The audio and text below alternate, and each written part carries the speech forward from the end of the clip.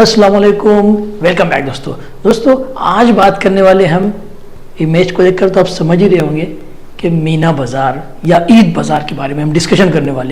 ईद बाज़ार या मीना बाज़ार में किन लोगों ने शॉप्स लगानी चाहिए, कौन से बिजनेसमैन ने इसमें अपना शॉप लगाना चाहिए, किन लोगों ने इसमें प्रमोशन करना चाहिए, किन के लिए ये फ़ायदेमंद होता है, किन के लिए नुकसानदा होता है, ये समझना।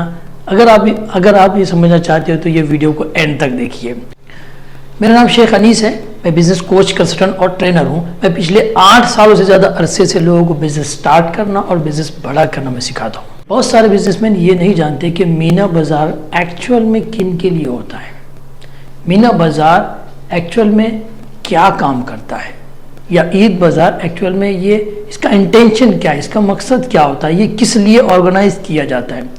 देखिए, बिजनेस के अंदर, मार्केटिंग के अंदर बहुत सारी चीज़ें सिखाई जाती है। मार्केटिंग में 80 से ज़्यादा अलग अलग हम अपने कोर्सेज के अंदर मार्केटिंग करने के तरीके सिखाते हैं, जिसमें से एक प्रमोशन एक्टिविटी होती है। प्रमोशन एक्टिविटी होती है। प्रमोशन एक्टिविटी के अंदर इस तरह का एक्सपो, ईद बाज़ार या मीना बाज़ार में आपके प्रोडक्ट को प्रेजेंट करने का एक हम एडवर्टाइजिंग, एक मार्केटिंग स्ट्रैटेजी हम यूज़ करते हैं। ये मार्केटिंग स्ट्रैटेजी ये होती है कि आपका प्रोडक्ट लोगों तक पहुंचे, मास लोगों तक पहुंचे, लोग देखे, हाथ लगाए, समझे और आपके प्रोडक्ट को फील करे, आपके प्रोडक्ट को टेस्ट करे। ये उसके लिए ये एक प्लेटफॉर्म होता है।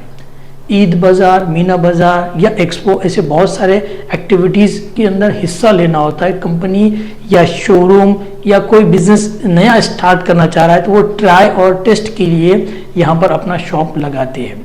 तो ये उन लोगों के लिए फ़ायदेमंद है जिनका कोई शॉप है, बहुत बड़ा शोरूम है या मैन्युफैक्चरिंग यूनिट है या अपना एक बिज़नेस स्टार्ट करना चाहते हैं, ये उनके लिए फ़ायदेमंद है। लेकिन कुछ लोग या एक बड़ा तबका 60-70% के करीब ऐसे लोग इसमें हिस्सा लेते हैं, पार्टिसिपेट करते हैं, जो सिर्फ 8 या 10 दिन के अंदर ही अपना माल खरीद कर बेचने की कोशिश करते हैं। ये उनके लिए फ़ायदेमंद साबित नहीं होता है। क्यों साबित नहीं होता है? देखिए, इसका रेंट होता है तकरीबन, देखिए 5,000 से लेकर 10,000 या 20,000 रुपया तक भी इसका रेंट होता है। तो देखिए, ये अगर 8-10 दिन का रेंट इतना होता है तो उसका सेल भी उतना होना चाहिए। अब जो नया जो बायर, जो सेलर आता है, जो छोटा सा उसका एक सोचता है कि वो मैं एक 4-8 दिन में एक 2-5 लाख का बिजनेस कर दूंगा और मैं यहाँ से कमा कर जाऊंगा, तो ये उसके लिए मीना बाज़ार, ईद बाज़ार या एक्सपो नहीं होते। ये तो एक प्रमोशन एक्टिविटी का पार्ट होते हैं। यहाँ पर सैम्पलिंग की जाती है, प्रमोशन किया जाता है, अपने प्रोडक्ट के बारे में नॉलेज दिया जाता है। लेकिन लोग ये समझते हैं, ये गलतफहमी है बहुत सारे बिजनेसमैन की, कि इसमें हम पैसा कमा कर जाएंगे। तो ये पैसा कमाने का एक्चुअल में ये रिसोर्स नहीं होता है, बल्कि ये शोरूम्स वाले और कंपनी वाले अपने कस्टमर को यहाँ से अपने दुकान पर, अपने कंपनी की तरफ अट्रैक्ट करने के लिए ये एक शॉप, मार्केट में वो लोग ये प्लेटफॉर्म को यूज़ करते हैं। शॉप के ज़रिए से कस्टमर को एक पूरा साल भर भेजने की कोशिश करते हैं यहाँ से। लेकिन छोटे बिजनेसमैन जब ये 5,000, 10,000 रुपया 8-10 दिन के लिए जब वो इन्वेस्ट करते हैं, एक्सपेंस करते हैं, तो ये उनके लिए बेनिफिट नहीं होता है।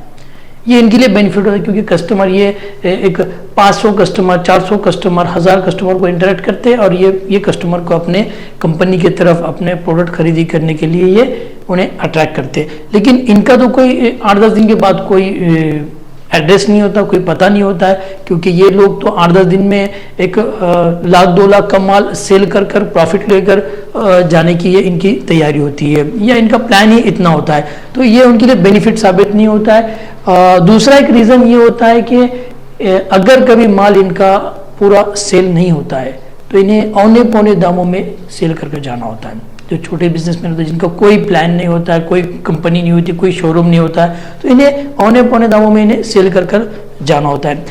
तीसरा एक रीज़न ये है कि ये इस तरह के लोगों ने अपनी शॉप नहीं लगाना चाहिए कि अगर माल उनका बच जाता है, अगर उनका पूरा जो प्रोडक्ट उन्होंने लेकर आए थे सेल नहीं होता है, तो वो प्रोडक्ट को इनको बाद में सेल करने के कोई प्लेटफॉर्म है?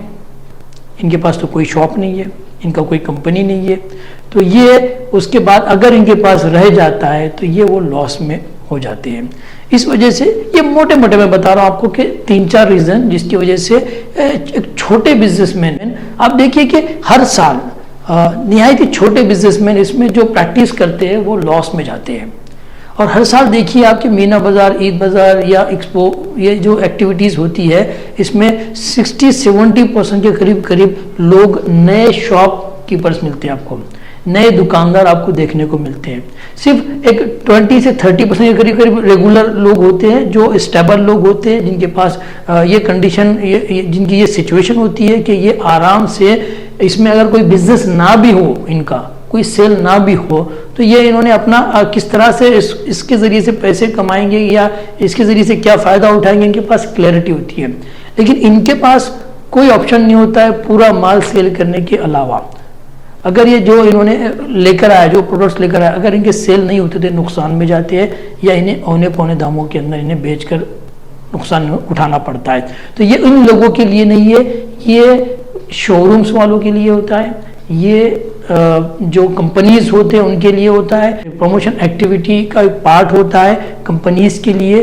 तो यहाँ पर इस तरह के लोग बिल्कुल भी ना अपना शॉप लगाए, तो ये उन लोगों के नहीं होता है। देखिए, मैं पिछले 8 सालों से ज़्यादा अरसे से लोगों को बिजनेस स्टार्ट करना और बिजनेस बड़ा करना मैं सिखाता हूँ। अगर आप भी बहुत सारे 80 से ज़्यादा तरीके हैं मार्केटिंग करने के, अगर आप भी कोई चीज़ आप सीखना चाहते हो, तो दोस्तों अगर आप भी बिजनेस स्टार्ट करना या बिजनेस बड़ा करना चाहते हो या आप बिजनेस के बारे में कोई भी चीज़ सीखना चाहते हो, तो मैं वीडियो के एंड में नंबर दिया गया है, आप कांटेक्ट कीजिए और आपके बिजनेस को स्टार्ट और बिजनेस को बड़ा कीजिए। Thank you so much.